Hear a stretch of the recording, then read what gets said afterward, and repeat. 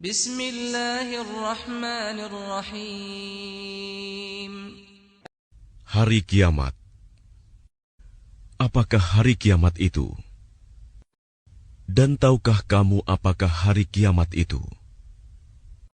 Kaum Samud dan Ad telah mendustakan hari kiamat. Maka adapun kaum Samud, mereka telah dibinasakan dengan suara yang sangat keras. Sedangkan kaum Ad, mereka telah dibinasakan dengan angin topan yang sangat dingin. Allah menimpakan angin itu kepada mereka selama 7 malam 8 hari terus-menerus. Maka kamu melihat kaum Ad pada waktu itu mati bergelimpangan, seperti batang-batang pohon kurma yang telah kosong, lapuk.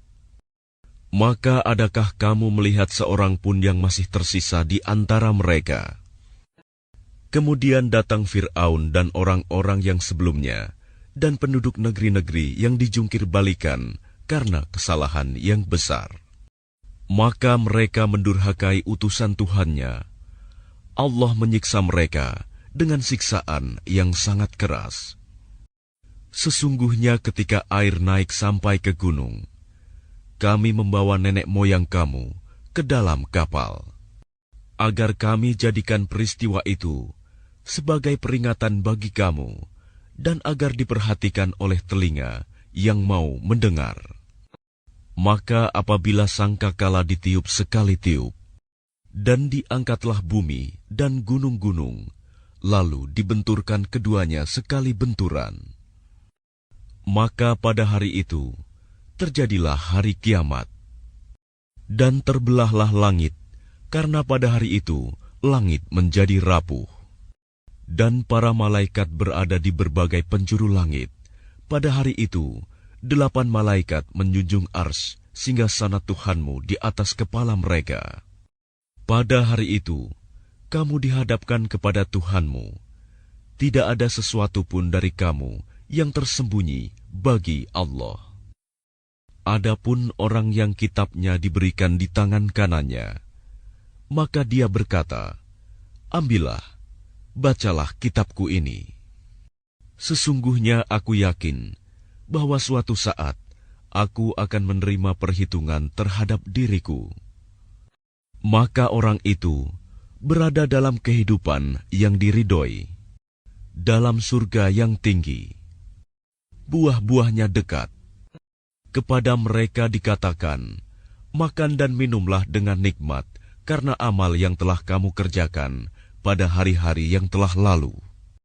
Dan adapun orang yang kitabnya diberikan di tangan kirinya, maka dia berkata, "Alangkah baiknya jika kitabku ini tidak diberikan kepadaku, sehingga aku tidak mengetahui bagaimana perhitunganku."